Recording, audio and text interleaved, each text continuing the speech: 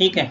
तो sir actually क्या है कि जो हमारे फील्ड में जितना भी कैमरा चलाने के लिए, बेचने के लिए या पोस्ट प्रोडक्शन का काम होता है, उसके लिए मतलब हम जो देखते हैं कि ज़्यादातर इन्फॉर्मेशन ना अलग-अलग जगह पड़ी रहती हैं। विकिपीडिया हो गया, कभी यूट्यूब वीडियोस हो गया, या कभी किसी कैमरे के यूज़र मैनुअल में हो गया, या फिर किसी वीडियो एडिटिंग की सॉफ्टवेयर की जो हेल्प फाइल है, पीडीएफ फाइल है, उसमें हो गया। तो कहीं पे भी मतलब सारी इन्फॉर्मेशन एक जगह कहीं नहीं है। मतलब जब जैसा जो क्वेश्चन दिमाग में आता है उसके आंसर के लिए उस जगह भागना पड़ता है। तो हम जो कोशिश कर रहे हैं कि एक कोर्स टाइप का या एक सिलेबस टाइप का या एक कंटेंट बन जाए कि भाई ये चीज़ें हैं जो मिनिमम ज़रूरत पड़ती हैं। तो इसीलिए जब तक फिल्म वाले कैमरे चलते थे तो सिनेमेटोग्राफर अलग होता था, कैमरामैन अलग होता था, फोकस पुलर अलग होता था, पोस्ट प्रोडक्शन के लोग अलग होते थे। अब जैसे जैसे एरी, रेड, इनके डिजिटल कैमरे आ रहे हैं, मतलब हार्ड डिस्क वाले, मेमोरी कार्ड वाले, तो धीरे धीरे एक जॉब प्रोफाइल और बढ़ती जा रही है जिसे कहते हैं डिजिटल इमेजिंग टेक्नीशियन। तो डिजिटल इमेजिंग टेक्नीशियन का जो सब करता तो वैसे ये बहुत सारे काम है, लेकिन डिजिटल इमेजिंग टेक्नीशियन आज के सिनेरियो में वो होता है जिसका मेन काम होता है वीडियो रिकॉर्डिंग जो हो रही है उसकी फुटेज की क्वालिटी को मेंटेन रखना हर स्टेज में। प्रोडक्शन के स्टेज में कैमरे की बढ़िया सेटिंग के थ्रू कि बढ़िया क्वालिटी कैसे निकलेगी, हार्ड डिस्क की स्पीड, हार्ड डिस्क का बैकअप, रिकॉर्डिंग कंटेंट का बैकअप, और लाइव सेट पे कलर लुक्स बनाना, ग्रेडिंग लुक्स बनाना। मेरी आवाज आ रही है आप लोगों को? हेलो। तो लाइव सेट में कलर ग्रेडिंग लुक्स बनाना प्लस पोस्ट प्रोडक्शन में अलग अलग स्टेजेस में, जैसे एनिमेशन हो गया, वीएफएक्स हो गया, या डीआई का कन्वर्जन हो गया, इस स्टेज में क्वालिटी मेंटेन करना। मतलब शुरू से कैमरा जिस दिन रिकॉर्डिंग बटन दबाएगा और जब तक वो पोस्ट में रेंडर होकर बाहर नहीं निकलता तब तक उसका क्वालिटी फैक्टर को मेंटेन रखना कि किस किस जगह पे लूप होल हो सकती है, कैसे बचा जा सकता है, या और कैसे इंप्रूवमेंट करी जा सकती है। तो ये टोटल रोल होता है। तो डिजिटल इमेजिंग टेक्नीशियन सबसे पहले फुटेज की क्वालिटी, दूसरा फुटेज का बैकअप, तीसरा कैमरे की सेटिंग सबसे बढ़िया, चौथा लेंस की परफॉर्मेंस टी स्टॉप में, और थोड़ी बहुत लाइटिंग है तो ठीक है। तो इस तरीके से डिजिटल इमेजिंग टेक्नीशियन जो होता है उसको कैमरे के बारे में सारा कुछ पता होना चाहिए, और कंप्यूटर के बारे में भी पता होना चाहिए, प्लस एडिटिंग सॉफ्टवेयर, ग्रेडिंग और कंपोजिटिंग, फ्यूजन, आफ्टर इफेक्ट्स, थोड़ा थोड़ा इनका पता होना चाहिए। मतलब ये नहीं कि उसको खुद ही बैठ के वीडियो एडिटिंग करनी है, बट उसे एटलीस्ट ये पता होना चाहिए कि आफ्टर इफेक्ट, फ्यूजन या रिजॉल्व या बेस लाइट जो सॉफ्टवेयर इस्तेमाल होते हैं उनमें से मैक्सिमम क्वालिटी कैसे मेंटेन करी जाती है। तो इसी को देखते हुए एक लिस्ट बना रहा हूँ मैं कि इसमें ये सारा कोर्स मटेरियल टाइप का रहेगा। तो ओवरऑल ये सारे पैरामीटर्स होते हैं जिस पे डिजिटल इमेजिंग टेक्नीशियन का मतलब जोर रहता है, नॉलेज अच्छी रहती है। Light, lenses, sensor, recording format, post production process, data backup, safety, तो ये सारी चीज़ें। तो अभी जैसे मैंने जो जो चीज़ें ध्यान आ रही है वो हमने यहाँ पे लिस्ट डाउन करी हुई हैं, और ये कुछ पेजेस मैंने और बढ़ाए हैं। तो ओवरऑल ये सारा कंटेंट रहेगा। कोर्स डिस्क्रिप्शन है कि क्या क्या चीज़ें कवर्ड होंगी इसमें से। आज जो है कि शुरू में ही हमने बहुत मोटे मोटे दो टॉपिक पकड़ लिए हैं। ये 4 major quality parameter of image format, ये कंप्लीट हो जाएगा। इसमें पीपीटी जो है, प्रेजेंटेशन फाइल है, इसमें बनी पड़ी है। 10 major quality parameter for video, इसमें से सिर्फ 4 ही होंगे। तो धीरे धीरे जैसे जैसे हफ्ता वाइज, संडे के संडे इसको आगे बढ़ाएंगे। तो शुरू में बड़े टॉपिक कवर हो जाएंगे तो पीछे वाले जल्दी जल्दी निपट जाएंगे।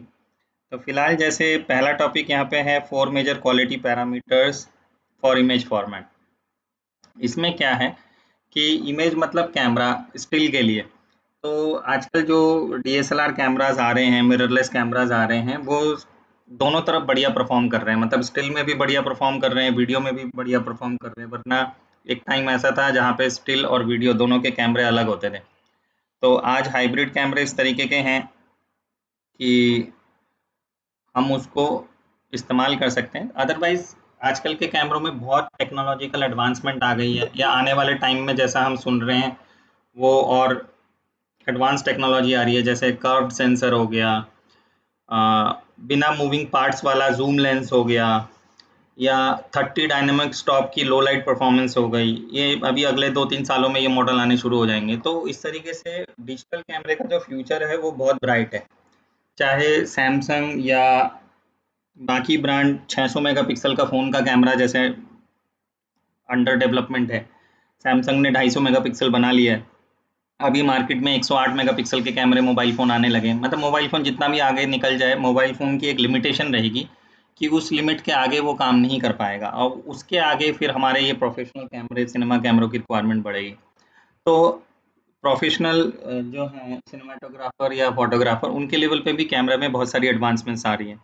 जैसे आपका मोबाइल फ़ोन के अंदर आप फ़ोटो खींचते हो, वो मोबाइल फ़ोन के अंदर सॉफ्टवेयर नेट से जुड़ जाता है, एआई के थ्रू बहुत सारी फ़ोटो की इम्प्रूवमेंट के लिए आपको हिंट सजेशंस मिल जाते हैं, फ़ोटो क्लियर कर देता है, बेटर कर देता है।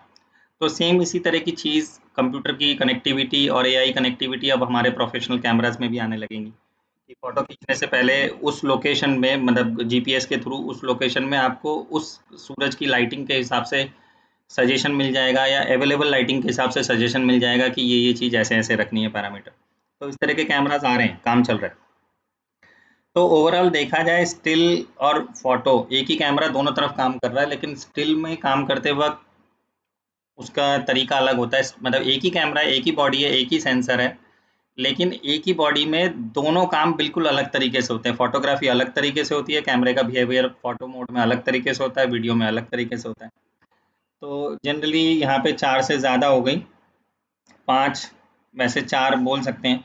तो सबसे पहले इमेज क्वालिटी में जो पैरामीटर है वो है रॉ एंड जेपेग।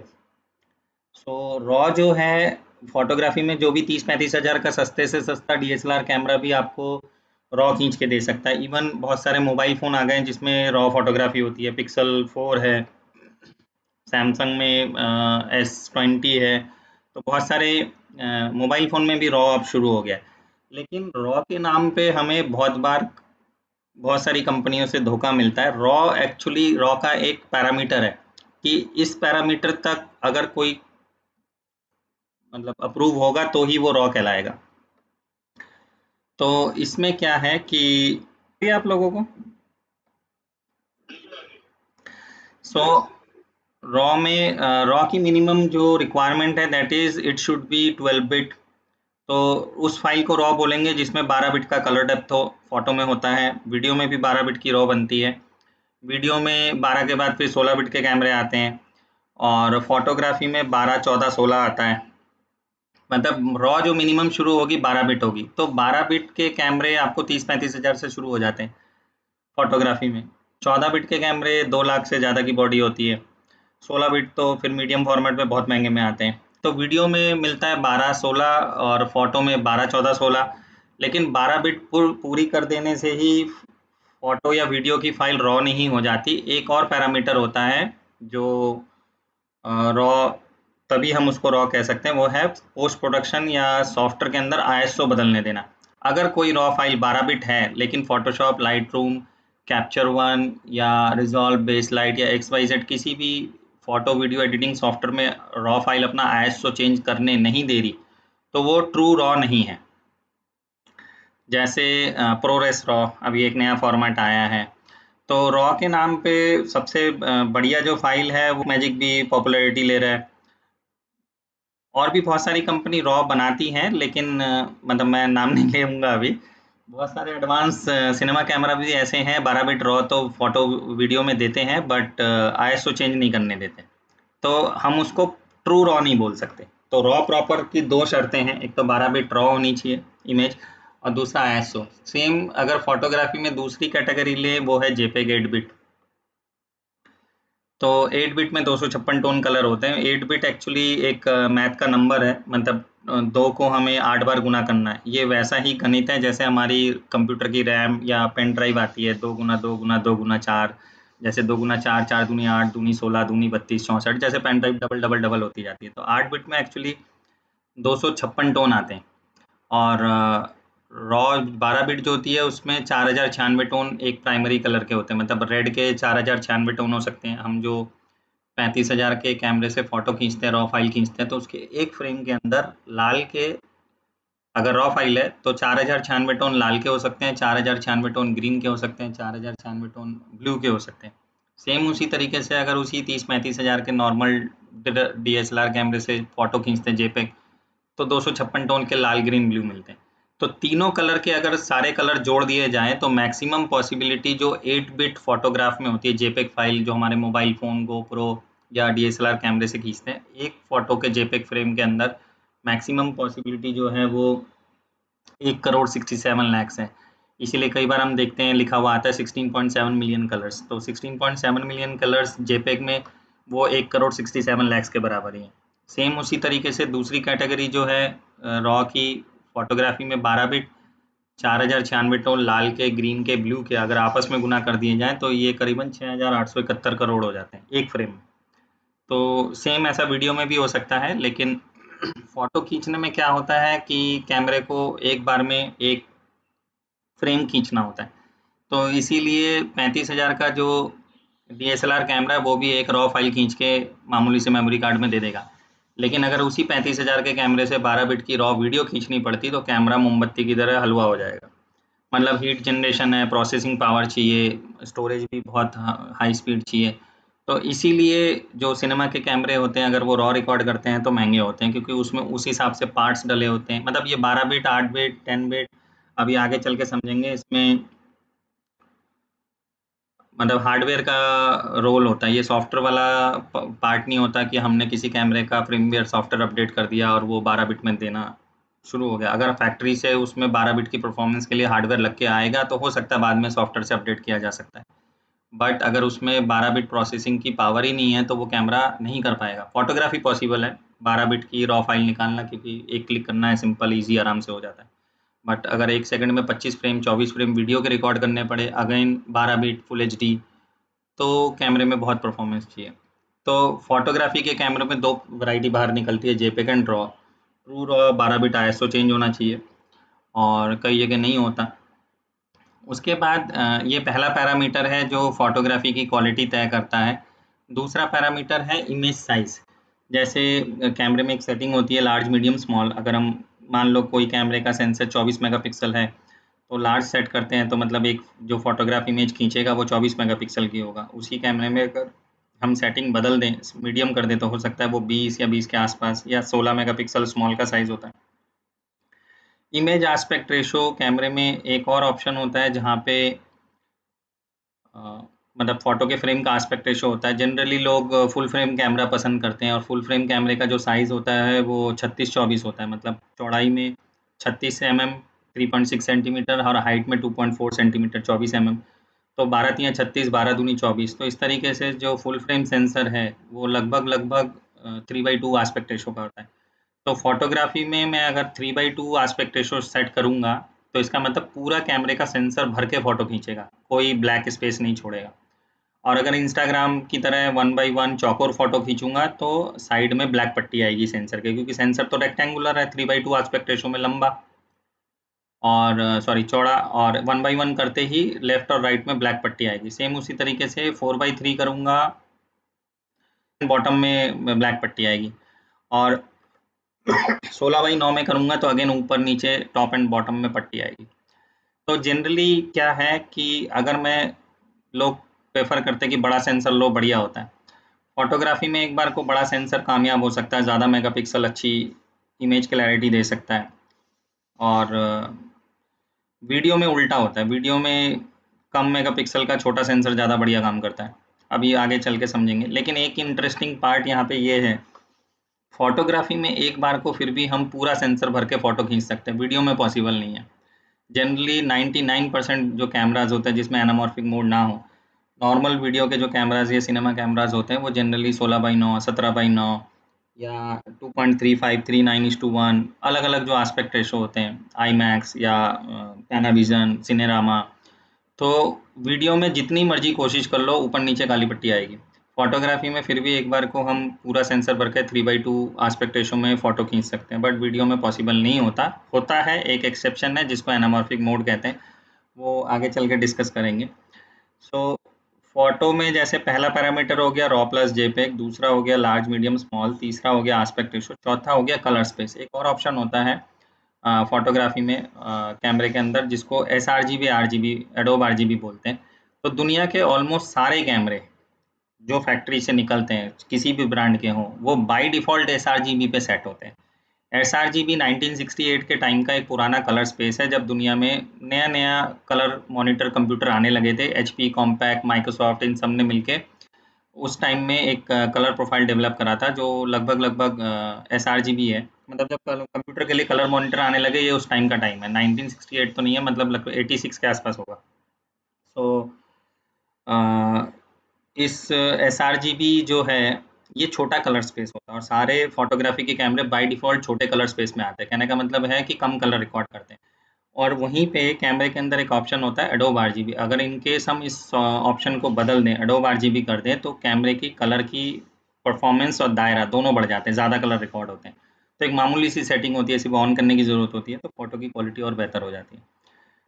सेम इसी तरीके से एक और ऑप्शन है फ़ोटो की क्वालिटी में कुछ कैमरास देते हैं जैसे fine JPEG, standard JPEG, super fine JPEG या रॉ में भी आजकल एक नई वैरायटी आने लगी है कंप्रेस रॉ, अनकंप्रेस रॉ। फोटोग्राफी में कुछ एडवांस कैमरा ये ऑप्शन देते हैं। तो सेम इसी तरीके से ये 5 पैरामीटर ऐसे हैं जो raw, JPEG, image size, image aspect ratio, colour space और इमेज क्वालिटी। तो ये ओवरऑल कैमरे की फ़ोटोग्राफ़ी की आउटपुट को तय करते हैं। इसके बाद अगर किसी से पूछा जाए अगली कैटेगरी क्या है, तो सीधा बोलते हैं exposure triangle, shutter aperture ISO. लेकिन ऐसा नहीं है, बीच में एक बहुत इंपॉर्टेंट चीज़ है जो क्या है मीटरिंग, 18% ग्रे कैमरा मीटरिंग, वो बहुत इंपॉर्टेंट है। क्योंकि ये पैरामीटर तो मैं कैमरे का मेन्यू खोल के सेट कर सकते हैं, हमारे पास चॉइस है। लेकिन अगर मैंने मीटरिंग अच्छी तरीके से नहीं करी तो सारे कलर खराब आएँगे। इसमें शटर अपर्चर आईएसओ कुछ नहीं कर पाएगा। तो मीटरिंग कैमरे का समझना बहुत इंपॉर्टेंट है। ये भी मतलब आगे टॉपिक में है, करेंगे। तो फिलहाल एक ओवरऑल इंट्रोडक्शन यहाँ पे दे रहे थे कि कैमरे की फ़ोटोग्राफ़ी से रिलेटेड मेजर कॉन्फ़िगरेशंस क्या हैं। दूसरा कलर स्पेस, जैसे मैंने 2 जनों का नाम लिया sRGB और एडोब RGB, तो कलर में बहुत सारे कलर स्पेस आते हैं। तो एक पॉपुलर कलर स्पेस जैसे फ्लेक्स प्रिंटिंग या इसमें CMYK यूज़ होता है। RGB red, green, blue primary हो गया, CMYK 4 इसमें हो गया तो थोड़े ज़्यादा कलर बट फिर भी RGB से कम है। और एक प्रो फोटो कलर प्रोफाइल होता है, ये सबसे बड़ा कलर प्रोफाइल होता है इमेज का। तो इस तरीके से। तो अगर हम ये बोलें कि ये जो 4-5 सेटिंग्स हैं, ये नमक, मिर्च, मसाले हैं और जैसे मैं इन मिर्च मसालों को मिक्स एंड मैच करूँगा, उस हिसाब से स्वाद बदलेगा फ़ोटोग्राफ़ी का। तो सेम उसी तरीके से फ़ोटो की क्वालिटी जैसे इन सेटिंग की वजह से घटेगी, बढ़ेगी, तो इमेज का फ़ाइल साइज़ भी घटेगा, बढ़ेगा। हालाँकि जैसे रॉ फ़ाइल ज़्यादा बड़ी होती है, जेपेग छोटी होती है। तो इसी तरह इमेज साइज़ भी तय करती है कि कितनी बड़ी क्वालिटी कैमरा से निकल के आएगा। अगर जनरली कैमरा छोटी फ़ाइलों में डाटा सेव कर रहा है तो दैट मीन्स उसके अंदर ज़रूर ये सेटिंग कम यूज़ है, तभी वो छोटी फ़ाइल बना रहा है जैसे कि जेपेग। और अगर हम यही सारे पैरामीटर्स हायर एंड पे यूज़ करेंगे, तो रॉ फ़ाइल भी बड़ी बनेगी। तो ये ओवरऑल एक कॉन्फ़िगरेशन है जो फ़ोटो से पहले हमें ध्यान देना पड़ता है। प्लस उसके बाद मीटरिंग है, किस कंडीशन में कौन-सी मीटरिंग लेनी है और उसके बाद शटर अपर्चर आईएसओ का रोल आता है। एक्चुअली फ़ोटो का ज़िक्र डिजिटल इमेजिंग टेक्नीशियन अगर वीडियो से रिलेटेड सारा काम के बारे में हम बता रहे हैं, तो फ़ोटो के 4 चीज़ों का ज़िक्र क्यों करा? क्योंकि फ़ोटोग्राफ़ी में सिर्फ़ ये 4-5 सेटिंग में क्वालिटी फैक्टर ख़त्म हो जाता है, मेजर जो है। इन 4-5 मसालों से ही फ़ोटोग्राफ़ी की क्वालिटी तय हो जाती है, बट वीडियो में बहुत सारे हैं। वीडियो में ऑलमोस्ट 9 से 10 पैरामीटर होते हैं जो क्वालिटी कंट्रोल करते हैं। तो क्योंकि आज की डेट में एक ही कैमरा फ़ोटोग्राफ़ी की तरफ भी काम कर रहा है, वीडियो की तरफ भी काम कर रहा है, तो हमें इन सारे मिर्च मसालों का बिहेवियर पता होना चाहिए कि ये फ़ोटो को किस तरीके से अफ़ेक्ट कर रही है और ये वाली सेटिंग वीडियो में किस तरीके से अफ़ेक्ट कर रही है। क्योंकि जनरली हाथ में हैंडल्ड कैमरा DSLR मिररलेस होते हैं, जनरली उनके इंटरचेंजेबल लेंस होते हैं, फ़ोटोग्राफ़ी के लिए पहले प्रेफ़र होता है। क्योंकि अब वीडियो में भी बहुत बढ़िया कर रहे हैं, तो हमें ये दोनों का फ़र्क लेके चलना पड़ेगा कि फ़ोटोग्राफ़ी में कैमरे का बिहेवियर किस तरफ जा रहा है, शटर कैसे चल रहा है, वीडियो में कैसे चल रहा है। तो सेम उसी तरीके से स अभी यहाँ पे जैसे एक अब छोटा सा एग्जांपल है रॉ प्लस जेपेग। रॉ में ज़्यादा डायनेमिक रेंज होता है, सेंसर का सारा डाटा होता है। सो हमारे पास कलर को मॉडिफाई करने के लिए processing, post production, Photoshop, Lightroom या कैप्चर वन या आफ्टर शॉट जो कोरल का है, इन सारे सॉफ्टवेयर में हमें ज़्यादा फैसिलिटी मिल जाती है इमेज को ज़्यादा मॉडिफाई करने की, कलर्स निकालने की। बट जेपेग में नहीं कर सकते, ऑलरेडी वो 8 बिट है, 256 टोन में, फाइल साइज छोटा है। तो इस तरीके से रॉ में हमारे पास ज़्यादा वैरायटी रहती है। बट एक नया इन्फॉर्मेशन मैं यहाँ जोड़ रहा हूँ कि रॉ सिर्फ 12 बिट होने से ही रॉ नहीं होती है, 12 बिट से ज़्यादा होने से रॉ नहीं होती। आईएसओ बदलना बहुत ज़रूरी है, और ये आईएसओ वाला फैक्टर अगर आप क्लोजली देखोगे कैमरों में, तो बहुत जगह आपको धोखा मिलेगा कि बहुत सारी कंपनीज आपको रॉ के नाम पे आईएसओ बदलने नहीं देती। तो जब आप रॉ कैमरा ले रहे हो, रॉ के पैसे खर्च कर रहे हो, तो आपको ये दोनों फीचर मिलने चाहिए। वीडियो में तो बहुत होता है, फोटोग्राफी में कम है ये फंडा। वीडियो में बहुत जगह आपको ऐसे प्रॉब्लम मिलेगी कि कैमरा रॉ तो बोल के बिक रहा है लेकिन आईएसओ चेंज नहीं करने दे रहा, या आईएसओ चेंज करने के लिए कुछ एक्स्ट्रा अपग्रेड मांग रहा है कि ये सॉफ्टवेयर अपडेट करोगे या hardware part extra add on जोड़ोगे तब जाके वो आईएसओ वाला रिकॉर्डिंग रॉ देगा। वीडियो में ज़्यादा ये चीज़। सो लार्ज मीडियम स्मॉल के बारे में जैसे मैंने डिस्कस करा था कि कितने मेगापिक्सल में बनेगी, लार्ज में, मीडियम में, हर कैमरे की अपनी अलग अलग रेशो होता है। लेकिन ये आस्पेक्ट रेशो फोटोग्राफी में सपोर्टेड होते हैं। फोटोग्राफी में ही सिर्फ ओनली पॉसिबल है कि मैं पूरा फ्रेम भर के, अगर 3/2 का सेंसर है जैसे फुल फ्रेम 36-24, तो मैं फुल फ्रेम ऐसे फोटो खींच सकता हूँ। अगर माइक्रो फोर थर्ड सेंसर है जैसे पैनासोनिक GH5 या G9 G85, तो वो 4/3 के माइक्रो फोर थर्ड सेंसर है, तो उनका आस्पेक्ट रेशो ये होता है। मतलब इस आस्पेक्ट रेशो में वो पूरी सेंसर भर के फोटो खींचेंगे, फुल फ्रेम इस आस्पेक्ट रेशो में भरेगा। लेकिन अगर मैं वीडियो के लिए जो 16:9 बहुत ही कॉमन है, अगर इसमें रिकॉर्डिंग करूँगा तो ज़्यादातर ऊपर नीचे पट्टी आएगी। वीडियो में बहुत मुश्किल होता है कि पूरा फ्रेम भर के रिकॉर्डिंग कर पाएँ। बट एक कुछ गिने-चुने गिनती के कुछ वीडियो कैमरा मॉडल्स ऐसे होते हैं जो एनामॉर्फिक मोड में रिकॉर्ड करते हैं, मतलब बिना काली पट्टी के पूरा सेंसर भर के। तो जैसे GH5 है, 5S है, S1 है, सॉरी S1H है, और भी ब्रांड्स में आते हैं, बट ये इनकी गिनती बहुत कम होती है। ये मेजरली सिनेमा कैमरास में होता है, क्योंकि जैसे मान लो पूरा सेंसर भर के वीडियो बना लो, बाद में उसका IMAX वर्जन निकाल लो, उसका पैनाविजन वर्जन निकाल लो, सिनेरामा वर्जन निकाल लो, आस्पेक्ट रेशो होते हैं अलग अलग सिनेमा पर्दों के। तो अगर हम एक बार बड़ा सेंसर पूरा भर के रिकॉर्ड कर लेंगे तो बाद में ये मुसीबत नहीं होती कि नॉर्मल स्टैंडर्ड सिनेमा स्क्रीन पे जा रहा है या IMAX पे जा रहा है, मैं कोई भी वर्जन निकाल सकता हूँ। और अगर मैंने शुरू ही 16:9 से करा है तो IMAX में जाने के लिए वीडियो कटेगी, छोटी होगी, क्वालिटी लॉस होगा। तो ये रीज़न रहता है। तो वीडियो फोटोग्राफी में तो जो सेंसर का साइज़ का एस्पेक्ट रेशो है उसमें करो, फ़ोटो खिंच जाएगी फुल फ्रेम। बट वीडियो में आपको एनामॉर्फिक मोड वाला कैमरा चाहिए होगा, और कैमरे के अंदर ये फीचर एनेबल करना पड़ता है कि कैमरे को बताना पड़ता है कि मैं एनामॉर्फिक मोड में शूट कर रहा हूँ, और उसको एनामॉर्फिक लेंस भी देना पड़ता है। और एनामॉर्फिक लेंस जैसे आईफोन महंगा होता है, उसी तरह सिनेमाटोग्राफर के लिए एनामॉर्फिक लेंस बहुत महंगा होता है। सो मतलब ये आईफोन जैसा लेंस हो गया कहने का मतलब, महंगा, बहुत ही खास, और इसकी रिजल्ट अच्छा होता है, बोके बढ़िया बनता है। हम्म। दिल्ली सर, नोएडा में एक सज्जन हैं, फिल्म लाइन से हैं, उन्होंने यूएस से SLR मैजिक का एनामॉर्फिक लेंस मंगाया है। अभी शायद थोड़ी देर पहले उनका फ़ोन भी आया था मेरे पास। सो एनामॉर्फिक लेंस जनरली मैनुअल हाथ से बने हुए लेंस होते हैं, इसी वजह से महंगे होते हैं। और हर कैटेगरी के लिए ये लेंस आते हैं। पैनासोनिक के लिए SLR मैजिक बनाती है, GH5 के लिए बना बनाया आता है इस कंपनी का, आप चेक कर सकते हैं।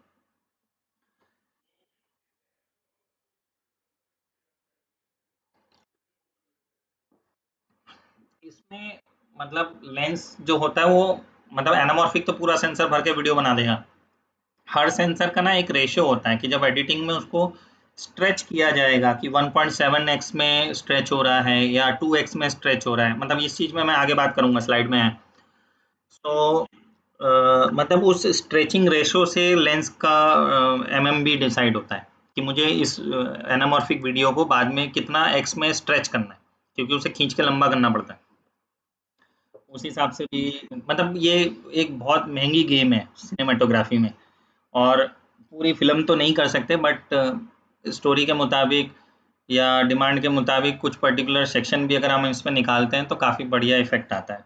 बहुत बार इसको वीएफएक्स में आर्टिफिशियल लेंस फ्लेयर लंबा करके भी ओवल आता है इसका लेंस फ्लेयर इस लेंस पे, तो वो आर्टिफिशियल लगाते हैं, बट आर्टिफिशियल आर्टिफिशियल ही होता है। प्रॉपर तरीके से करने जाएँ तो बहुत महँगा खर्चा है, कैमरे से भी, लेंस से भी और एडिटिंग से भी। ये फाइन, रॉ, फाइन, जेपेग ये सारी सेटिंग मैं जैसे पहले डिस्कस कर रहा था कि फ़ोटोग्राफ़ी में पहले हमारे को जेपेग में सिर्फ़ ये ऑप्शन मिलता था फाइन, स्टैंडर्ड, बट आज की तारीख में रॉ में भी 2-3 वैरायटी आ रही है, जैसे normal raw, uncompressed raw, basic raw, तो इस तरीके का। तो जिसको जैसी ज़रूरत है उस हिसाब से वो निकाल सकते हैं, जिस लेवल की क्वालिटी है। मतलब रॉ में भी अब 2-3 वैरायटी आने लग गई है। अच्छा, एस्पेक्ट रेशो जो है फोटो या वीडियो के फ्रेम में जो रेशो होता है लंबाई और चौड़ाई, जैसे स्क्वायर, इंस्टाग्राम 1:1 हो गया। पुराने ज़माने का हमारा जो नेगेटिव फिल्म था, जब बिना साउंड के फिल्म चलती थी, मतलब सबसे पहली जो नेगेटिव एडिशन के केमिकल पे जो बन के आया था, फिल्म रोल नेगेटिव्स वगैरह, तो वो 4:3 होता था उस ज़माने में। जब 1944 में अमेरिका में टीवी आया था, तो वो टीवी भी यही पिक्चर ट्यूब होती थी 4:3 की। उसके बाद जर्मनी में टीवी आया पाल सिस्टम, वो भी 4:3 था। लेकिन मतलब इसमें एक इंटरेस्टिंग स्टोरी है। एफपीएस के बारे में जब हम समझना शुरू करेंगे तब मैं इसको बताऊंगा। बट एस्पेक्ट रेशो बहुत तरीके के होते हैं। पुराने ज़माने का हमारा एस्पेक्ट रेशो फिल्म और टीवी यही वाला था। फिर अ, टी फिर मूवी जो हॉल में नेगेटिव वाली फिल्म थी वो वाइड स्क्रीन होने लगी, और इन दोनों के बीच का ज्योमेट्रिकल एवरेज इज 16:9, जो आज की तारीख में हम घर पे टीवी या कंप्यूटर स्क्रीन देखते हैं। मतलब 16:9 को किसी ने बनाया नहीं है, 16:9 एक्चुअली अपने आप ही आ गया। और पुराने ज़माने में जब हम फिल्म देखते थे, पर्दा था ये वाला साइज पीला वाला, और 4:3 का। घर पे टीवी देखते थे तो भी यही था। और हॉल वाले जब धीरे धीरे, क्योंकि शुरू में दुनिया में सिर्फ रेडियो टीवी चलता था ये वाला साइज, और जब दुनिया में टीवी आया तो फिल्म वालों का बिजनेस धीरे धीरे खत्म होने लगा। लोग हॉल पे जाके फिल्म कम देखने लगे, घर पे बैठ के टीवी देखने लगे। तो फिल्म वालों को, फिल्म इंडस्ट्री को, हॉलीवुड एकेडमी को कुछ नया करना था, जिसकी वजह से लोग टीवी के एक्सपीरियंस से कुछ ज़्यादा उनको मिले। तो उन्होंने जुगाड़ से नेगेटिव को टेढ़ा करके कैमरे के सामने मैट बॉक्स लगा के, प्लेटें लगा के, सिनेमा स्कोप का जुगाड़ करना।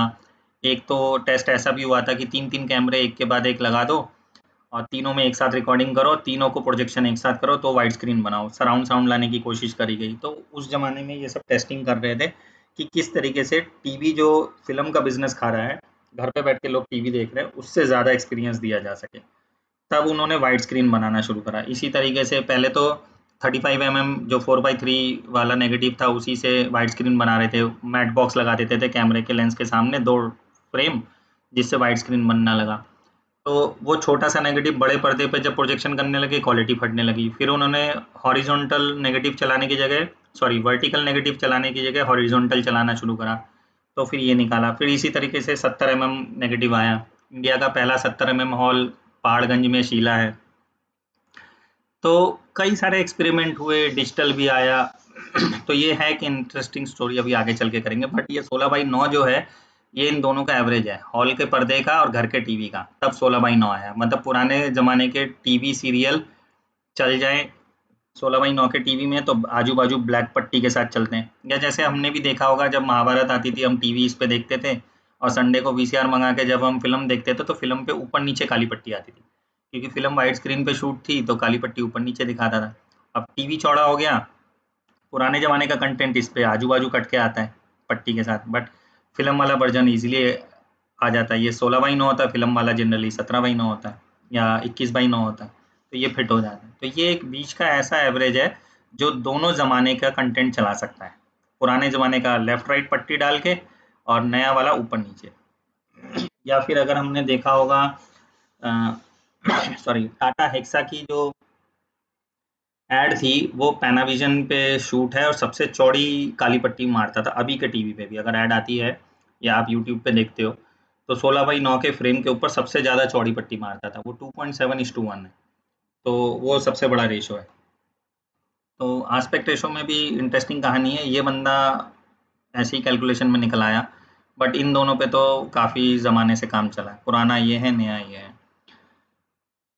जैसे 4:3 मतलब 1.33:1 क्लासिक टीवी, 16:9 वाइड स्क्रीन, ये 21/9, 2.33:1 एक्चुअली 2.33 से लेकर 39 तक जाता है।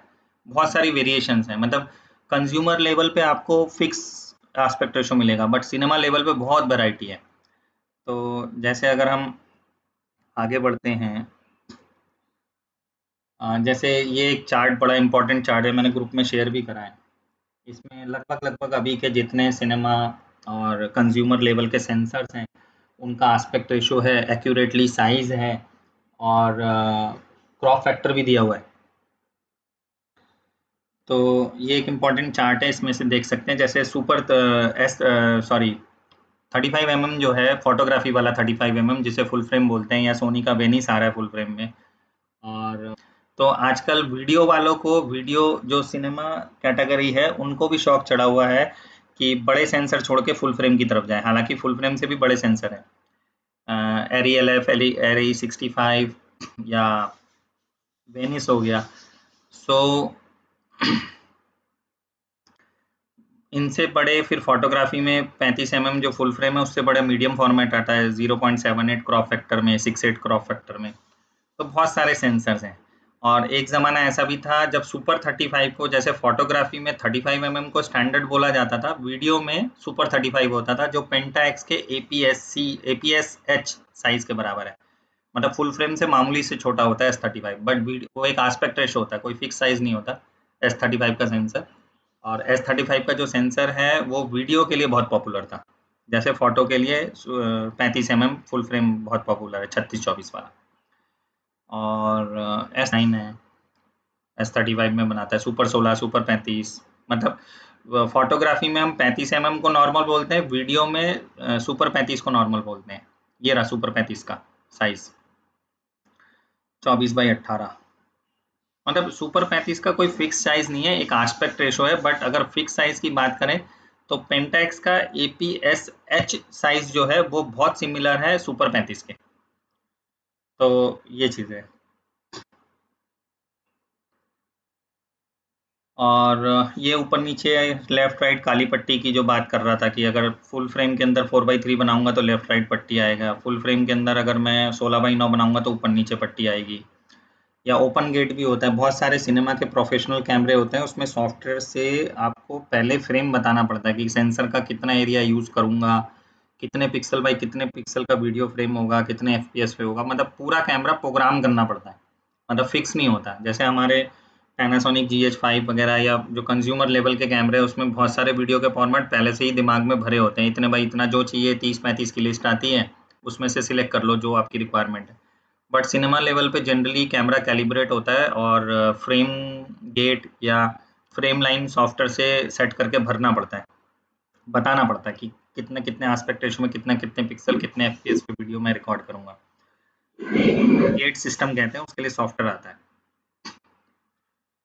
और ये कलर स्पेस से रिलेटेड बात हो गई, RGB, एडोब RGB CMY के। इसमें क्या है कि अगर ये ब्लैक सर्कल जो बाहर वाला है विजिबल लाइट है, विजिबल लाइट कहने का मतलब है बारिश के बाद इंद्रधनुष की जो कलर्स दिखते हैं, वो कंप्यूटर में फिर भी हम उस जितने हम पॉसिबली देख सकते हैं या कैलकुलेट कर सकते हैं, वो हम कंप्यूटर में रीजनरेट नहीं कर सकते। RGB कलर्स है ये टोटल। और उससे भी छोटा CMY के कलर का कलर स्पेस होता है। मतलब कलर स्पेस कहने का मतलब हो गया कि एक particular camera max to max कितने कलर रिकॉर्ड करेगा। मतलब ज़रूरी नहीं है कि अगर कोई कैमरा CMY के मोड में या एडोब RGB मोड में चल रहा है, sRGB में मोड चल रहा है, sRGB का जो दायरा है कि हर बार हर फोटो हर वीडियो में 100% उतने ही कलर रिकॉर्ड करेगा, नहीं। ये इसकी मैक्सिमम लिमिट है, इसके आसपास करेगा। अगर उसका दायरा छोटा होगा तो जाहिर सी बात है उससे भी कम कलर रिकॉर्ड होंगे। जैसे अगला एग्जांपल यहाँ पे मैं बता रहा हूँ, जो मैं बता रहा था कि फोटोग्राफी कैमरे में 2 सेटिंग्स होती हैं, sRGB एंड एडोब RGB। तो ये चीज़ आप जो देख रहे हो, काला वाला जो ट्रायंगल है, ये दुनिया के सारे फोटोग्राफिक कैमरा इस पर्टिकुलर मोड पे सेट होते हैं, sRGB। अगर हम इस सेटिंग को बदल के ब्लू वाला सॉरी वाइट वाला कर लें, एडोब RGB, तो ये हमारे को ज़्यादा कलर देगा फोटोग्राफी में। और DCI P3 क्या है? DCI मतलब cinema digital cinema initiative. P3 एक कलर प्रोफाइल है जो पुराने ज़माने में नेगेटिव वाले फ़िल्म हॉल पे जब प्रोजेक्शन करते थे, तो उन प्रोजेक्टरों का कलर प्रोफाइल होता था। और अगर हम देखें, ऑब्जर्व करें, तो जो वीडियो में हॉल में नेगेटिव वाले प्रोजेक्टर यूज होते थे उनका कलर स्पेस बहुत आसपास है एडोब आरजीबी के। इसका मतलब फोटोग्राफी में जो फोटो खींच रही है एडोब आरजीबी मोड में, लगभग लगभग उतने ही कलर मिलेंगे हॉल के पुराने जमाने के नेगेटिव वाले प्रोजेक्टर में। आजकल तो सारा डिजिटल है। तो उसी तरह एक कंपैरिजन में एक और चार्ट यहाँ लगाया है। जैसे हरा वाला हर कैमरे का डिफ़ॉल्ट कलर प्रोफाइल है sRGB, और ये लाइट ब्लू वाला अगर हम कर लें तो एडोब आरजीबी। इन दोनों के बीच में और एडोब आरजीबी से सिमिलर DCI P3 है, पुराने ज़माने का नेगेटिव का कलर प्रोफाइल। और अब ये नया आ रहा है रेक 2020 HDR, ऑलमोस्ट लग चुका है। ये फोटोग्राफी का प्रिंटिंग के लिए प्रो फोटो CMYK से बड़ा वाला। तो फोटो में भी बहुत सारे कलर प्रोफाइल होते हैं, वीडियो में भी होते हैं, तो हमें समझना पड़ता है। जैसे मान लो अगर मैं एडोब आरजीबी, जैसे सारे कैमरा sRGB पे होते हैं, उसकी जगह अगर कैमरे की सेटिंग में एडोब आरजीबी कर लूँ और एक फ्रेम फोटो खींचूँ, उसमें लगभग लगभग उतने ही कलर होंगे जितना फुल एचडी या 4K में मैं DCI P3 प्रोफाइल में निकालूंगा और एक फ्रेम एक्सट्रैक्ट करके अगर कंपेयर करूँ, ऑलमोस्ट वही कलर होंगे। तो अब ज़्यादा बड़े वीडियो के कलर प्रोफाइल आने लगे हैं क्योंकि 4K से बड़े कैमरे आने लगे हैं 8K, तो उसके लिए 4K के कलर प्रोफाइल नहीं चल पा रहे। तो ये अब हम वीडियो वाले सेक्शन में आगे चल के करेंगे। बट फोटोग्राफी में मेजरली दो हैं, एडोब आरजीबी, sRGB। लोग जनरली सेटिंग्स बदलते नहीं हैं, जैसा चल रहा है वैसे ही ऑटो चलाते रहते हैं। बट बेटर ये है कि हम अगर एडोब आरजीबी में कर लें तो फोटोग्राफी में क्वालिटी बेहतर होगी। ये सबका फोटो प्लस वीडियो सबका मिला जुला के यहाँ पे प्रोफाइल बना रखा है। DCI P3 हॉल के लिए, पुराने नेगेटिव प्रोजेक्टरों के लिए है। एडोब आरजीबी फोटो के लिए है। sRGB सारे कैमरों का डिफ़ॉल्ट है। Rec 709 is similar to sRGB। sRGB में जितने कलर होते हैं फोटो का छोटा कलर प्रोफाइल, उतना ही रेक 709 है, जो कि हम फुल एचडी तक कलर प्रोफाइल वीडियो में यूज़ करते हैं। फुल एचडी क्या 4K तक भी यूज़ करते हैं। 4K से ऊपर, जैसे 4K में वीडियो रिकॉर्ड करते वक्त जब हम ये वाला कलर प्रोफाइल लगाते हैं, 4K के बाद ये कलर प्रोफाइल फट जाता है, कलर खराब होते हैं। रेक 709 1985 का बना हुआ है। और रेक 709 जैसे फोटोग्राफी में sRGB बोलते हैं, एडोब आरजीबी बोलते हैं, वीडियो में रेक रेक करके नाम चलते हैं, रेक 709। या जैसे VHS टेप के दौरान की जो ज़माना था, VHS टेप, बीटामैक्स, यूमेटिक और D1 D2 ऐसे टेप वाले जो ज़माने थे ब्रॉडकास्ट के, उस वक्त 601 नंबर का प्रोफाइल होता था। 709 से भी पहले एक जना होता था VHS के टाइम में, उसको बोलते थे एनालॉग का कलर प्रोफाइल, रेक 601। फिर HD आने लगी, जैसे मिनी DV, हाई 8 टेप आने लगी, डिजिटल वीडियो DV टेप्स आने लगी, तो 709 आया। इसको हमने करीबन करीबन लगभग लगभग 30-35 साल चला लिया। अब 8K कैमरे आ रहे हैं 4K से ऊपर, तो ये 709 का कलर प्रोफाइल छोटा पड़ गया, कम पड़ रहा है, तो इसलिए नया प्रोफाइल बना रहे हैं 20-20 से भी ऊपर आ गया है 2100। दोनों में एक मामूली सा डिफरेंस है। और वरना बड़े कलर प्रोफाइल में डॉल्बी विजन है 12 बिट, और सैमसंग HDR10 है। फिलिप्स भी लेके आया है एक high colour profile version HDR में ही। तो आजकल सब HDR में खेल रहे हैं। तो रेक 2020 जो कलर प्रोफाइल है वो HDR की शुरुआत है, कि 2014 से ये बनना शुरू हुआ रेक 2020। तो आजकल ज़्यादातर कैमरों में आता है। हमारे पैनासोनिक में भी है बहुत सारे कैमरों में। तो 2020 है, 2100 भी है। जनरली क्या था कि 709 नंबर पुराने ज़माने का कलर प्रोफाइल है 1985 का।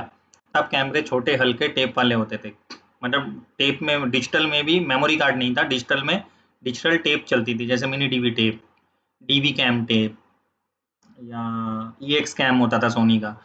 सो या EX कैम होता था सोनी का।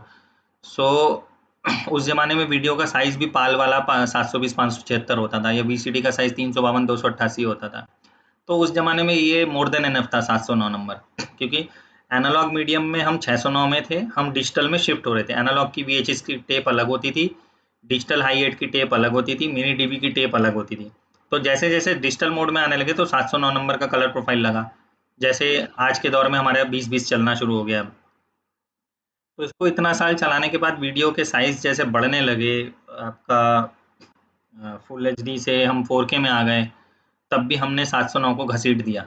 लेकिन जैसे ही 5K, 6K, 8K, 10K, 12K video बनने लगी तो 709 नंबर नहीं चल पा रहा था, तो एक कंज्यूमर लेवल के लिए, एक्चुअली सिनेमा लेवल पे रॉ रिकॉर्ड होता है, उनके लिए ये सब मतलब नहीं रखता कि 709 में कर रहा हूँ, 601 में कर रहा हूँ या 2020 में कर रहा हूँ। ये सब कंज्यूमर के लिए, घर पे टीवी के लिए फंडे जो है। सिनेमा वाले तो हमेशा रॉ में, उनको कभी फर्क ही नहीं पड़ता, अनलिमिटेड सारा कलर लेके काम करते हैं। ये घर के टीवी के लिए कि कितना कलर दिखाया जाए। तो एच डी आर टीवी जैसे आजकल आने लगे हैं, या मोबाइल फ़ोनों में भी एच डी आर आने लगी है। सारे आईफोन रेटिना स्क्रीन के साथ एच डी आर हैं। सैमसंग एस 7 S8 के बाद से जितने मॉडल हैं सारी स्क्रीन एच डी आर है। और वन प्लस 6 के बाद के जितने स्क्रीन है वो एच डी आर हैं, मतलब मैं ज़्यादा कलर देख सकता हूँ। तो 709 में जितने कलर दिखते हैं उससे 40% ज़्यादा कलर 2020 में है। 2020 कोई नया कलर प्रोफाइल नहीं है, पुराने ज़माने के 709 कलर प्रोफाइल शैडो एरिया में जितने कलर खो देता था, उस शैडो एरिया से ही इन्होंने 40% एक्स्ट्रा, मतलब 709 के वर्जन को ही 2014 में इम्प्रूव करना शुरू करा गया, और 40% एक्स्ट्रा कलर शैडो एरिया में से निकाले गए और 20-20 बना दिया गया। ये चीज़ है। तो मतलब 20-20 एक्चुअली 709 का ही एडवांस वर्जन है। पुराने टाइम पे हमारे पास ना तो HDMI होती थी, फायर वायर होती थी, या कंपोनेंट केबल होती थी, CB CY CR, या कंपोजिट वाली पीली लाल सफ़ेद होती थी। तो उस टाइम पे हमारे पास उतना बैंडविड्थ भी नहीं होता था टीवी जोड़ने के लिए। तो आज की डेट में जैसे अभी HDMI डिस्प्ले पोर्ट और SDI के बारे में आगे चल के बात करूंगा, तो काफ़ी सारी चीज़ें एडवांस हो गई हैं, तो इसलिए हमें एक नया वर्जन बनाना पड़ा। ये 4K के बाद 709 नहीं चल पाता, खराब हो जाता है। तो हाँ जी, हाँ जी। हम्म।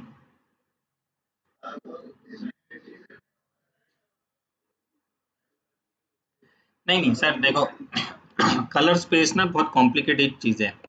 जैसे मैं ग्रुप में लिख भी रहा था, मतलब चक्कर क्या होता है ना कि दिमाग भगाने के लिए या दिमाग के लिए चैलेंज के लिए, आप हमारे पास एक जैसे कोई बच्चा होता है कि भाई उसे ये खिलौना पसंद है, तो हम जैसों के लिए क्या होता है कि कोई एक नई टेक्निकल चीज़ जो बहुत एडवांस है, यार ये सीखना है, समझना है। तो एक ज़माना होता था कि कंप्यूटर हमें भयानक लगता था, इंटरेस्ट आया, हो गया। तो उसी तरीके से मैंने लगभग लगभग लगा लो 15-16 साल ये जो वीडियो के 8-9 पैरामीटर थे, किसी ने कभी लिस्ट नहीं करे। हालांकि ये वीडियो एडिटिंग सॉफ्टवेयर के मैनुअल के लास्ट पेजों में इंडेक्स अपेंडिक्स में लिखा होता था, लेकिन हमने जब दिमाग लड़ाना शुरू करा, यार वीडियो क्वालिटी को बेहतर कैसे करें। एडिटिंग में लोग शिकायत करते थे डीवीडी में पिक्सल बन रहे हैं, क्वालिटी नहीं आ रही, कलर खराब हो रहे हैं। तब हमारा दिमाग चलना हुआ एज ए चैलेंज कि क्या पैरामीटर हैं कैमरे में, एडिटिंग में, जो वीडियो की क्वालिटी को कंट्रोल कर रहे हैं। फिर ये एक एक करके चीज़ों को पकड़ना शुरू करा, पहली इंपॉर्टेंट चीज़ ये है, ये है। 10-12 साल तक मुझे ये लगा कि यही 8-9 पैरामीटर जो वीडियो के हैं यही चैलेंजिंग है। आज का स्टेटस ये है, कलर साइंस मैच करना, कलर एक्यूरेसी मेंटेन करना सबसे बड़ी मुसीबत है सिनेमाटोग्राफी में, पोस्ट प्रोडक्शन में, या डिजिटल इमेजिंग के काम में। कलर साइंस को मतलब बहुत बड़ी भयंकर साइंस है, कलर साइंस समझना। तो ये एक बहुत मोटी चीज़ है आज के टाइम में, इसको धीरे धीरे एक एक करके आगे चलेंगे। फोटोग्राफी में कलर प्रोफाइल होते हैं कम, जैसे कैमरे के अंदर sRGB, adobe RGB photography specific है, इनका वीडियो से कोई लेना देना नहीं है। प्रिंटिंग में आते हैं तो CMYK के प्रो फोटो हो जाता है। वीडियो में सबसे छोटा कलर प्रोफाइल है एनालॉग के ज़माने का 601 नंबर, वो ख़त्म हो गया। उसके बाद 709 नंबर आ गया। 709 भी अब 4K से ऊपर जाने की वजह से ख़त्म होता जा रहा है, 2020 आ गया। तो जनरली क्या होता है कि मार्केट के अंदर 2020 कलर प्रोफाइल वाले कैमरे भी मुश्किल से 5-7 हैं। इसी वजह से कोई भी कैमरा वीडियो सेटिंग के दौरान आपका 709 का भी नाम नहीं लेता, 20-20 का नाम भी नहीं लेता। उन्हें पता है दुनिया में सारी दुनिया 709 नंबर पे चल रही है, तो कोई मेंशन नहीं करता। कुछ कैमरे ऐसे हैं जिनके अंदर ये दोनों कलर प्रोफाइल होते हैं, चॉइस मिलती है कि आप 709 कलर प्रोफाइल के साथ काम करना चाहते हो या 20-20 के साथ काम करना चाहते हो। जैसे GH5, 5S, S1, S1R, S1H, हमारे बहुत सारे और भी ब्रांड में है। उसी तरीके से आज के दौर में जैसे नए नए कैमराज आ रहे हैं, उसमें ये चॉइस आ रही है, सिलेक्ट करने का ऑप्शन होता है 709, 20-20। सेम उसी तरीके से जो लेटेस्ट वर्जन है एडिटिंग सॉफ्टवेयर के, वो भी प्रोजेक्ट नया बनाते वक्त ये दोनों चीज़ें पूछते हैं।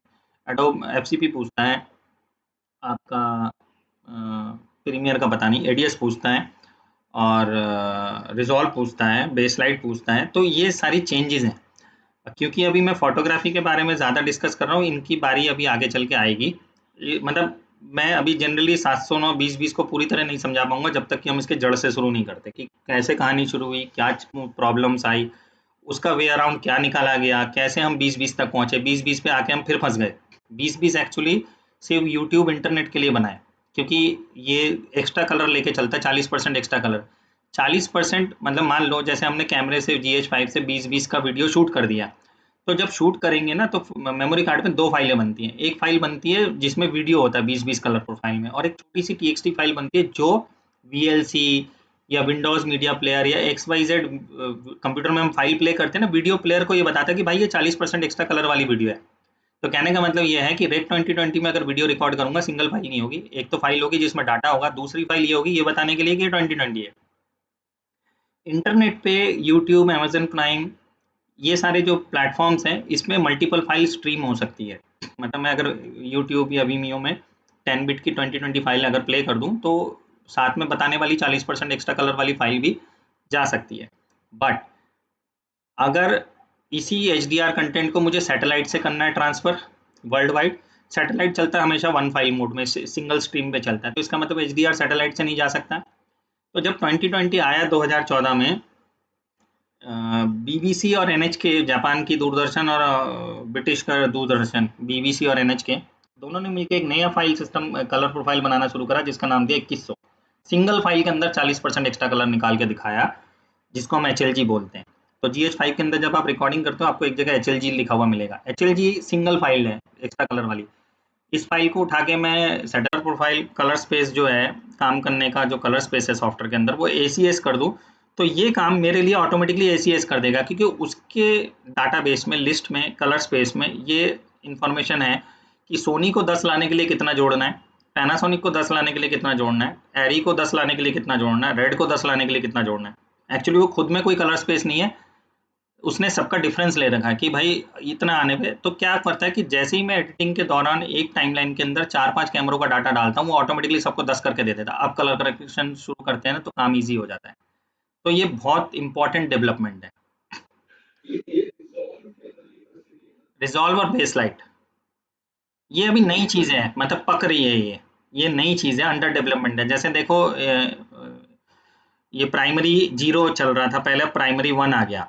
देख रहे हो डिफरेंस? मैंने बोला था ना ACS ने बड़ा कलर प्रोफाइल बनाया, अब उसने इतना बड़ा कर दिया है AP0 में कि सबके नंबर छोटे हो गए। अब उन्होंने कहा कि भाई मार्केट का सबसे बड़ा उसके पास आके बैठ जाओ, कैलकुलेशन कम होगी सॉफ्टवेयर के थ्रू तो रेंडरिंग फास्ट होगी, तो AP1 आ गया। देख रहे हो? AP0 जबकि ज्यादा बड़ा था, AP1 छोटा हो गया।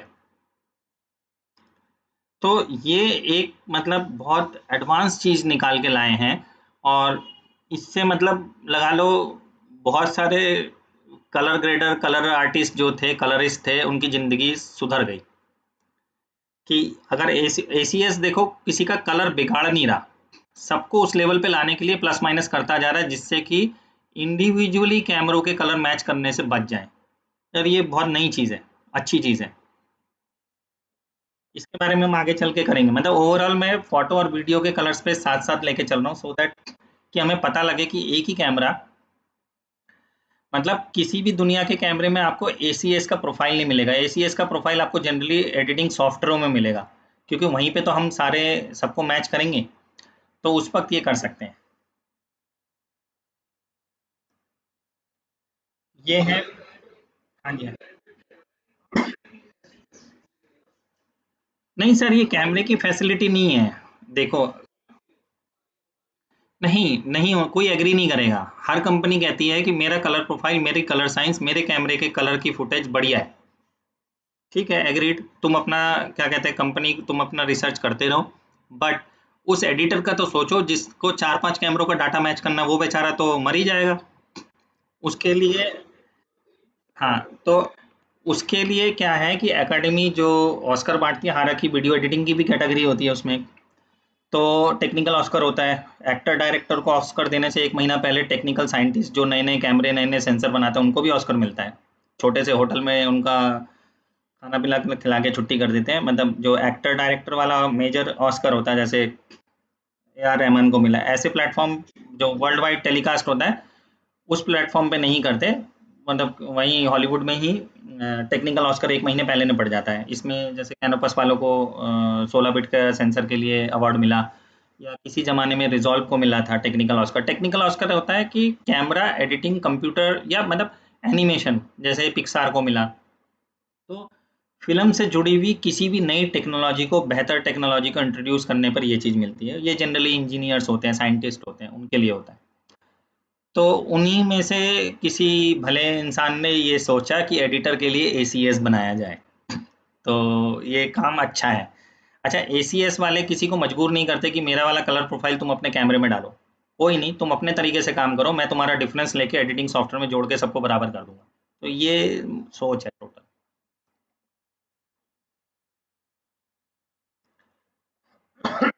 तो major quality parameter for video, photo से ज़्यादा वीडियो चैलेंजिंग है, क्योंकि कैमरा, फोटो रिकॉर्ड करते वक्त कैमरे की बहुत कम परफॉर्मेंस यूज़ होती है।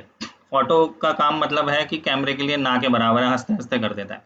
लेकिन वीडियो जो है वो कैमरे को रुला देता है। अच्छे अच्छे कैमरे गर्म होके हैंग हो जाते हैं, बंद हो जाते हैं, बैटरी निकाल के रीसेट करनी पड़ती है, या 29 मिनट की वीडियो रिकॉर्डिंग का लिमिट होता है कि कैमरा गर्म हो जाएगा, इससे ज़्यादा रिकॉर्डिंग नहीं देते।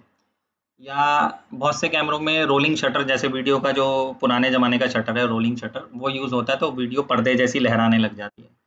तो वीडियो में वीडियो रिकॉर्ड करते वक्त काम ज़्यादा होता है, और इसी वजह से कैमरे पे ज़ोर पड़ता है, कैमरा गर्म होता है जल्दी जल्दी, बैटरी पीता है जल्दी जल्दी, कार्ड पीता है, और इसी वजह से उसमें महंगे पार्ट्स डलते हैं।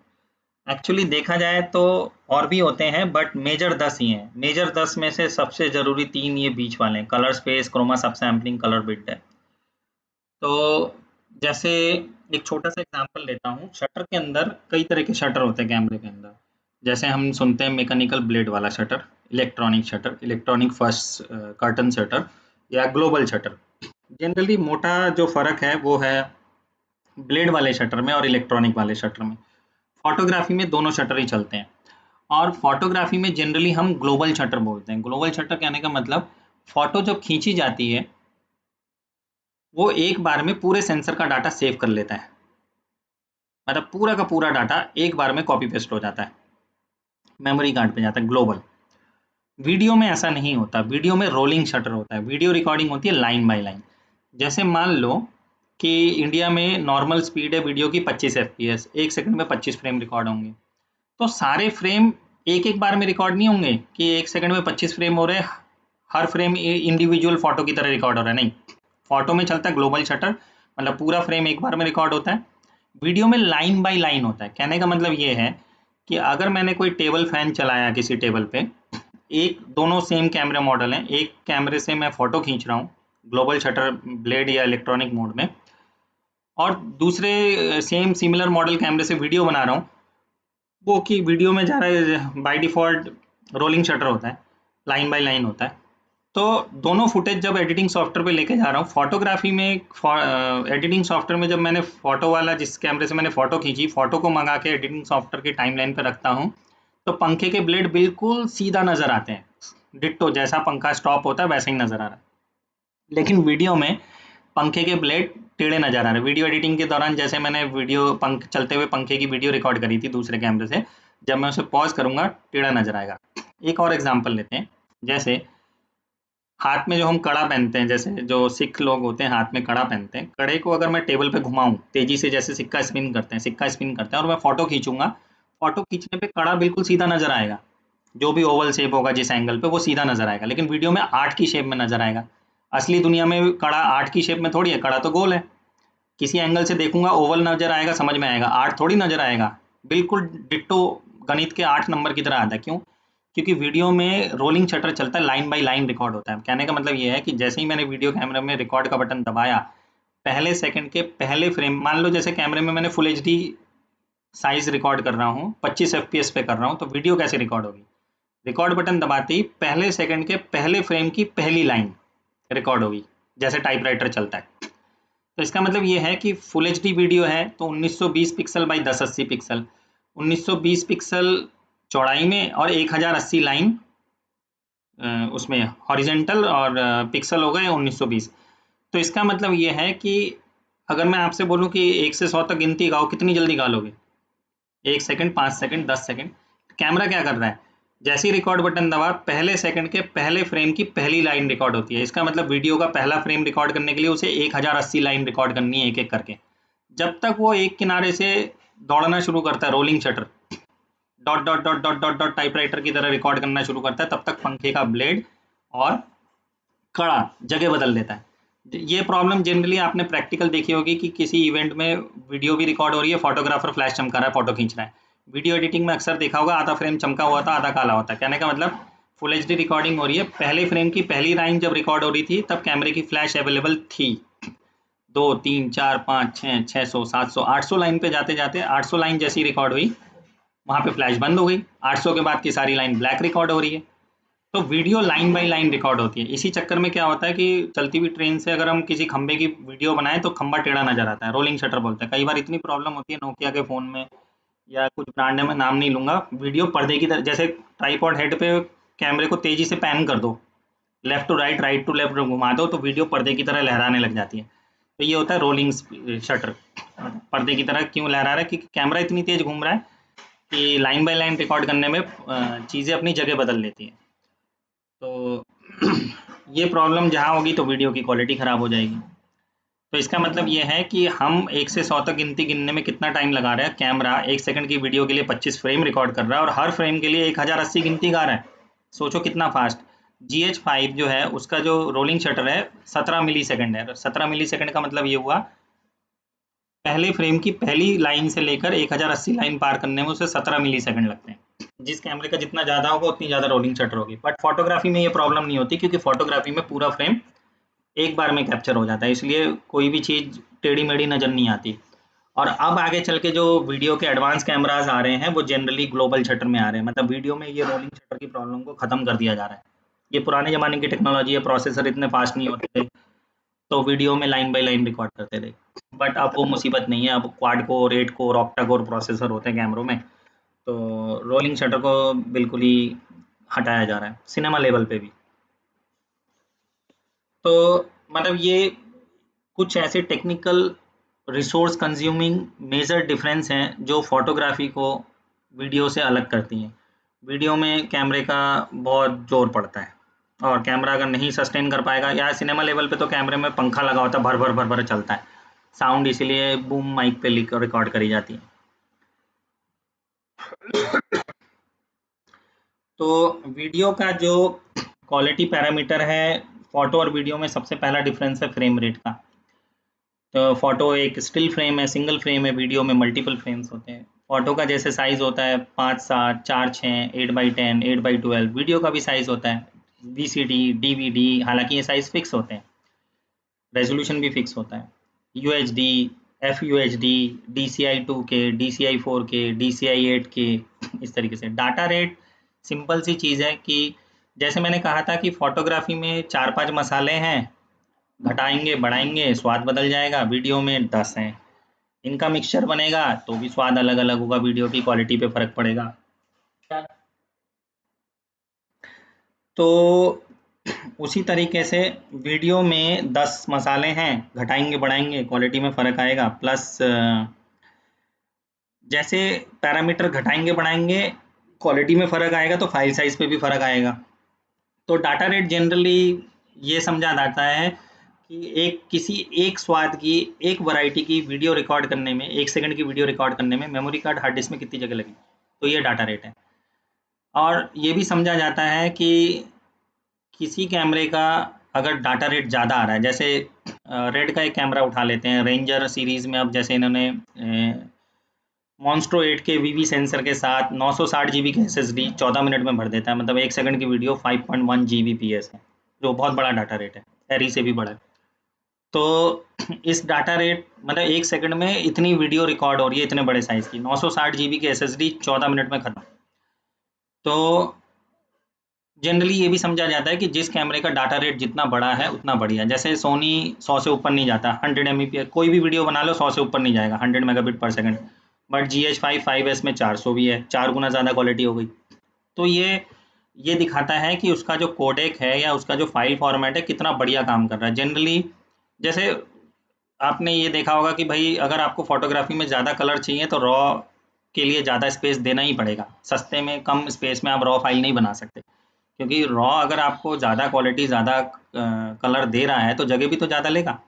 तो जनरली छोटा डाटा रेट कमज़ोर फाइल, हल्की क्वालिटी वाली फाइलों से जोड़ा जाता है, और बड़े डाटा रेट जनरली बड़ी वीडियो फाइल या बड़ी क्वालिटी की वीडियो फाइल से जोड़ा जाता है। वीडियो के भी एस्पेक्ट रेशो होते हैं, अभी आगे चल के इनकी स्लाइड आएगी। वीडियो के कलर स्पेस, जो चीज़ मैं कह रहा था कि डिटेल में भी करेंगे हम, तो वो देखेंगे। क्रोमा सब सैम्पलिंग है। ये तीनों बहुत इंपॉर्टेंट चीज़ है जो वीडियो की क्वालिटी को बहुत अंदर तक अफेक्ट करते हैं। कलर स्पेस, क्रोमा सब सैम्पलिंग और बिट डेप्थ।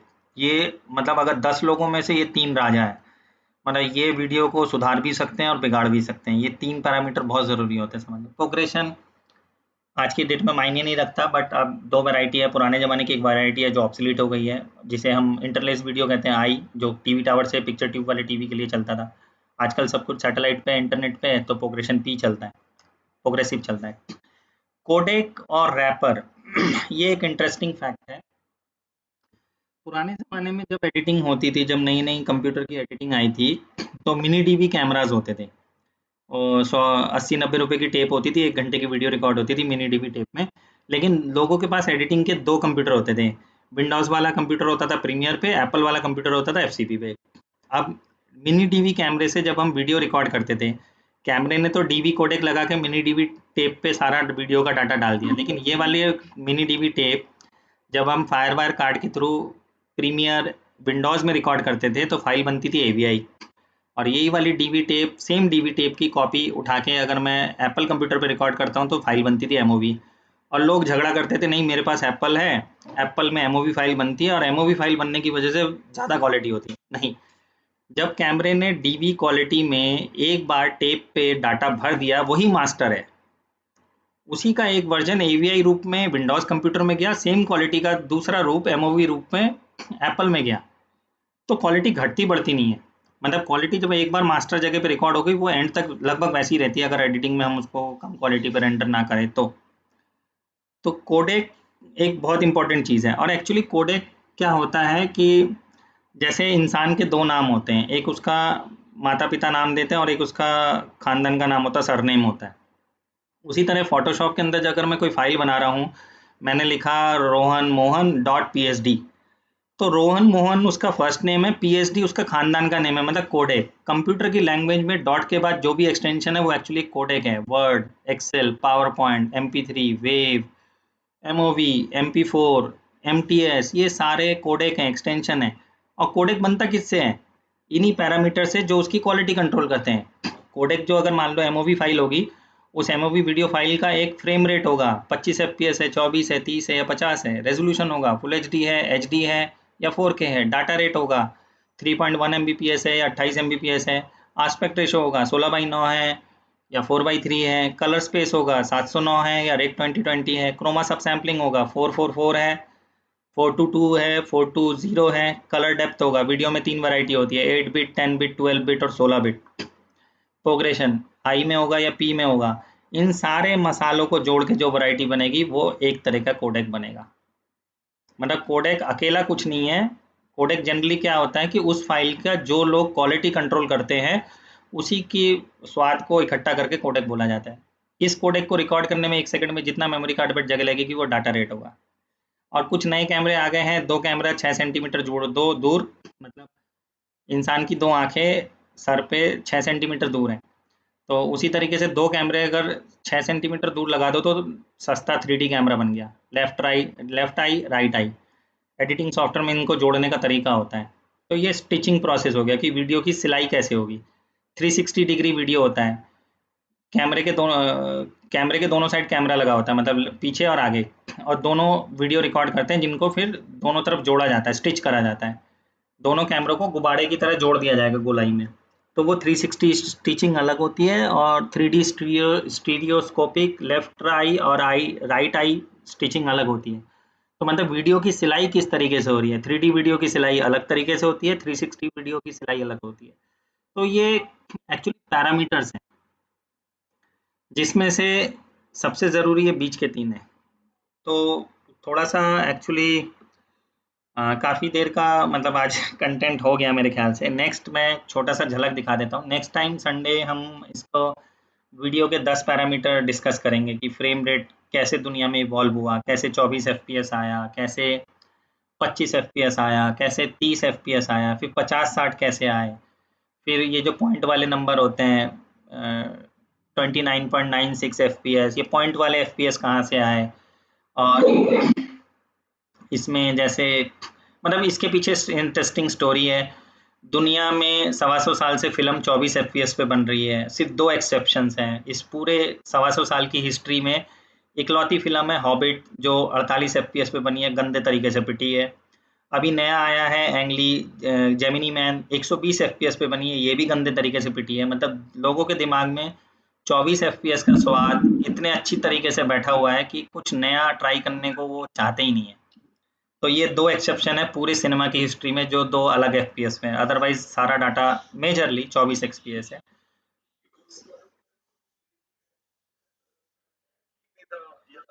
नहीं सर, हॉल पे मैं आऊंगा इस टॉपिक पे बाद में बात करने के लिए। 24 एफपीएस अंधेरे में हॉल पे देखने पे जो दिमाग पे असर पड़ता है उससे कहीं ज्यादा असर, ज्यादा एफपीएस मतलब 50 एफपीएस, 60 एफपीएस, 48 एफपीएस, 120 एफपीएस सब बढ़िया है, लेकिन हॉल पे देखने के लिए बढ़िया नहीं है। हॉल के अंधेरे में 24 FPS is best suitable quality wise. तो एक होता है ना स्वाद मजा, आप जाते हो हल्दीराम पे कुछ खाने, आपको पता है कि ये स्वाद ऐसा है, और वही चीज का कहीं और वैरायटी ट्राई करते हैं तो कुछ और है। तो वो चीज है कि हमें हल्दीराम का ही पसंद है, हम इतने सालों से हल्दीराम के समोसे खा रहे हैं, हमें वही पसंद है। तो वो चीज है किस मायने, अब बहुत तेज भूख लगी है तो हो सकता है मैं एक्स वाई जेड जगह का भी मुझे अच्छा लगने लगे। तो जब मजा वाली बात होती है तो 24 एफपीएस हॉल पे सबसे बढ़िया है। प्लस इसके अंदर एक फाइल मैंने शेयर करी होगी चेकर बोर्ड पे, आंखों का एक हमारा धोखा भी होता है जिसकी वजह से गामा 2.2, 2.4, 2.6 में रेंडर करने का भी ऑप्शन होता है। मतलब बहुत सारी टेक्निकल चीजें हैं कलर साइंस से रिलेटेड जो आगे चल कर डिस्कस करेंगे। मतलब अभी स्लाइड बनानी है फिलहाल मैंने ये 10, ये कुछ खास कैमरे हैं विजन रिसर्च फैंटम के, इसमें आते हैं। ये बंदा 25,000 एफपीएस रिकॉर्ड कर लेता है, लेकिन वीडियो का साइज देखो कितना छोटा है। एक आता है फैंटम फ्लेक्स, ये खास पर्पस के कैमरे होते हैं, 4K 1000 एफपीएस सिनेमा में यूज होता है ये। तो ये सारी चीज़ें डिस्कस करेंगे। वीडियो में ज़्यादा इंटरेस्टिंग चीज़ें हैं, फोटो में तो 4-5 में ख़त्म हो जाता है, वीडियो में पढ़ने लिखने के लिए बहुत कुछ है। कुछ नए कैमराज आए हैं, उनकी क्या क्या रिकॉर्डिंग फॉर्मेट्स हैं, क्या है, क्या एडवांटेज है, क्या नहीं है, लेटेस्ट क्या चल रहा है, कहने का मतलब कैमरों की दुनिया में। फ्रेम रेट के मामले में 80 मेगापिक्सल का 12K 60p कैमरा आ गया है, बट अनफॉर्चुनेट 12K का टीवी या मॉनिटर नहीं है, 8K तक है। 45 मेगापिक्सल में 8K 30p रॉ आ गया 20 मिनट की रिकॉर्डिंग के साथ। बट एक नई चीज़ आई है 4K 120 एफपीएस। लेकिन 4K 120 एफपीएस कौन रिकॉर्ड करेगा जिसे शादी में या गानों में ज़्यादा स्लो मोशन चाहिए होगा। जनरली लोग तो 25-30 से खुश हैं, किसी पे बड़ा टीवी है तो 50-60 से भी खुश हैं। बट ये ओवरकिल है, ये जो नया आ रहा है ना ओवरकिल है। बट कुछ लोग होंगे जिनको ज़रूरत होगी, बट सबके लिए नहीं है। ये लेटेस्ट कुछ कैमराज हैं अलग अलग कंपनी के, नाम नहीं लिखे हुए बट फीचर हैं, पता लग जाएगा कौन कितने पानी में है। बाकी ये रेजोल्यूशन हो गया। एफपीएस साइज़ के बारे में डिस्कस करेंगे कि सिनेमा के साइज़ किस फार्मूले से चलते हैं, घर में जो टीवी के साइज़ होते हैं वो किस फार्मूले से चलते हैं। मतलब बना रखा है बट काफ़ी समय हो गया इसी को करते हुए। कौन सी वीडियो किस फॉर्मेट में देखी जा सकती है, कितना एडवांस मोड एचडीएमआई में कहाँ तक जा सकते हैं हम, 10K 120p एचडीआर या एसडीआई मोड में हम कहाँ तक जा सकते हैं केबल से, डिस्प्ले पोर्ट जो कि सबसे एडवांस है और सबसे बढ़िया भी है। ये इंटरेस्टिंग पार्ट है, जैसे मैं कह रहा था ना एसीएस, तो उसी तरह कनेक्टिविटी की दुनिया में डिस्प्ले पोर्ट सबसे अमेजिंग चीज़ है। तो ये भी डिस्कस करेंगे। और ये वापसी डाटा रेट के बारे में ही आ गया। कुछ फाइल फॉर्मेट के डाटा रेट फिक्स होते हैं, जैसे वीसीडी दुनिया में हमेशा 1.1 एमबीपीएस पे ही बनेगी। डीवीडी कभी भी 8 एमबीपीएस से ज़्यादा नहीं बन सकती, मतलब नीचे कुछ भी ले लो नंबर, ये तो दुनिया में ऑल ओवर फिक्स है वीसीडी साइज, प्लेयर के लिए भी कंप्यूटर के लिए भी। ये वेरिएशन है, मतलब 8 से नीचे कुछ भी ले लो, लेकिन 8 मैक्सिमम लिमिट है। 8 से ऊपर अगर डीवीडी रेंडर करेंगे 8 एमबीपीएस तो डीवीडी प्लेयर प्ले करने से मना कर देगा, ब्लू रे 25 से ऊपर मना कर देगा। एबीसी एचडी वर्जन 2 28 एमबीपीएस तक है लिमिट, इससे ऊपर नहीं जा सकते। ये अनलिमिटेड है, जो मर्जी कर लो। और दुनिया का सबसे टॉप फाइल फॉर्मेट है, कोडेक है ओपन ई एक्स आर। मतलब ये सबसे ज़्यादा क्वालिटी ले सकने वाला फाइल है, जिसको इंडस्ट्रियल लाइट मैजिक, जो कि जॉर्ज लुकास की कंपनी है, जो स्टार वार्स की फिल्में बनाता है, उसने ये फाइल फॉर्मेट बनाया है। ये मतलब अगर माने वीडियो, फोटो, एनिमेशन, उसकी दुनिया का सबसे टॉप क्वालिटी वाला फाइल है, ओपन ई एक्स आर। और नहीं नहीं नहीं नहीं, ये कन्वर्जन होता है। इस क्वालिटी को रिकॉर्ड करने वाला दुनिया में कोई कैमरा नहीं है। ये मतलब जैसे नहीं होता कि पुराने जमाने की मुगले आजम के नेगेटिव को स्कैन करा फिर कलर कर रहे हैं हाई रेजोल्यूशन में, या जैसे हमारे पुराने जमाने में होता था किसी की छोटी पासपोर्ट फोटो है बाद में बड़ी करनी है तो हम कैमरे से C2C नहीं करते थे हाई रेजोल्यूशन में स्कैन। ये वो फॉर्मेट है। लेकिन अगर कोई मुझे बोले कि भाई दुनिया का वो फाइल फॉर्मेट बनाओ बताओ जहाँ पे मैं सबसे ज्यादा कलर सबसे ज्यादा क्वालिटी के साथ काम कर सकता हूँ, तो ये सब फिसड्डी हो जाते हैं। सबसे ऊपर ये है। ये जनरली वीएफएक्स एनिमेशन के लिए यूज करा जाता है, कंप्यूटर को ही देता है। हम्म। हाँ, हाई रेजोल्यूशन में स्कैन करूंगा सो दैट कि मैं ज्यादा डिटेल में काम कर सकूंगा और वापसी उतर के MP4 MOV पे आ जाऊंगा, बट काम करते हुए मुझे डिटेल मिल जाएगी। ठीक है। नहीं करना नहीं चाहिए, मतलब अगर आपको उतनी क्वालिटी डिटेल में काम करने की जरूरत है तो ही करोगे ना। अगर आपको मतलब मान लो पर्दा छोटा है घर के टीवी के लिए, ओपन EXR पे एनिमेशन थोड़ी बनाऊंगा मैं। ये डिपेंड करता है कि हमें किस लेवल की क्वालिटी चाहिए। मतलब इन सब की ना एक लिमिट है क्वालिटी की, कि इससे ऊपर ये जा ही नहीं सकते। अगर मान लो आपकी रिकॉर्डिंग इनसे भी ऊपर निकल जाती है तो अगला रास्ता ओपन EXR है। Video video data rate, video में अलग तरीके से बात होती है और मेमोरी कार्ड में अलग तरीके से। MBPS GBPS TB टेराबाइट बोलते रहते हैं, लेकिन ऐसा नहीं होता। हमेशा ये ध्यान रखना, वीडियो में जब भी बात हो रही होगी ना, छोटा बी होता है। वीडियो में हमेशा छोटा बी लिखा होता है और मेमोरी कार्ड में हमेशा बड़ा बी लिखा होता है, क्योंकि बिट छोटा बी के लिए होता है। 8 बिट मिलाऊंगा तो मेमोरी कार्ड हार्ड डिस्क का एक बाइट बनेगा। इसका मतलब अगर मैं ये बोल रहा हूँ कि ये 8 MBPS है, छोटा बी है, तो इसका मतलब क्या होगा? 8 मेगा का मतलब हो गया 6 जीरो, 8 के बाद 6 जीरो, और ये 8 से भाग होगा तब MB में आएगा। इसका मतलब ये हुआ कैमरे की भाषा में ये 8 MBPS है, लेकिन मेमोरी कार्ड की भाषा में इसको भाग करना पड़ेगा 8 से। तो 8 से भाग करूंगा ये 1 हो जाएगा, मतलब 1 MB/सेकंड का डाटा रेट है ये मेमोरी कार्ड के उसमें। मतलब मैं अगर कैमरा 8 MBPS रिकॉर्ड कर रहा है तो मेमोरी कार्ड में जा रहा है 1 MB/सेकंड। वीडियो में छोटा भी होता है, मेमोरी कार्ड में बड़ा भी होता है। मतलब बहुत से लोग इस चीज़ को समझने में टाइम लग जाता है उन्हें। मतलब जैसे कोई क्वेश्चन कहता है कि भाई मेरा मैंने सैनडिस्क की मेमोरी कार्ड खरीदी 95 मेगाबिट/सेकंड, और कैमरा मेरा GH5 रिकॉर्ड कर रहा है 400 मेगाबिट, छोटा बी 400 छोटे बी में। तो 400 छोटे बी में रिकॉर्ड कर रहा है कार्ड, तुम मुझे बोल रहे हो 95 MB का खरीद लो, 95 MB बड़ा बी। तो इसका मतलब 400 को मैं 8 से भाग करूंगा, कितने हो गए? 8 पंजे 40। तो इसका मतलब 5 MB/सेकंड। तो मैं तो 95 का कार्ड खरीद रहा हूँ, या 50 MB/सेकंड, सॉरी 50 MB/सेकंड का कार्ड रिकॉर्डिंग रेट है मेरा 400 पे। तो इसका मतलब मेमोरी कार्ड में 1 सेकंड में 50 MB खर्च होगा और मेरे कार्ड की स्पीड 95 है। तो सही है ना फिर? तो ये कन्वर्जन में लोग कंफ्यूज हो जाते हैं। इसका आस्पेक्ट रेशो भी करेंगे। ये एक्चुअली प्रॉपर सिनेमा के आस्पेक्ट रेशो है, कैसे हमने यहाँ से कहानी शुरू होती है, कैसे हम इस पे आते हैं, कैसे इस पे आते हैं। इसमें बहुत इंटरेस्टिंग स्टोरी है, FPS और आस्पेक्ट रेशो की इंटरेस्टिंग स्टोरी है। ये घर का टीवी है हरा वाला, ये 16:9 है सिनेमास्कोप घर का टीवी चौड़े वाला, और ये हॉल है। कैसे कैसे ये लाल वाला तो खैर बीच में गलती से आ गया, ज्योमेट्रिकल एवरेज है इन दोनों के बीच का 16:9, क्योंकि इसमें मैं पुराने ज़माने का कंटेंट ऐसे काली पट्टी में प्ले कर सकता हूँ, नए ज़माने का ऊपर नीचे काली पट्टी आ जाएगी, तो ये एवरेज है। ये भी कुछ उस तरह की भाषा में बताने की समझाने की कोशिश है। ये पैनासोनिक कैमरे के अंदर एनामॉर्फिक मोड कैसे रिकॉर्डिंग होगा। पैनासोनिक के कुछ लिमिटेड कैमराज में एनामॉर्फिक मोड है जहाँ पे पूरा सेंसर भर के हम रिकॉर्डिंग कर सकते हैं। एनामॉर्फिक अगर मान लो नॉर्मल मोड में रिकॉर्ड करूंगा 16:9 में, तो ऊपर नीचे काली पट्टी बनेगी। एनामॉर्फिक मोड में एनामॉर्फिक लेंस के साथ रिकॉर्डिंग करूंगा तो चेहरे लंबे हो जाते हैं। और इसका एक रेशो होता है कि किस मतलब ये मेरा 24 mm का वाइड एंगल है 16:9 में।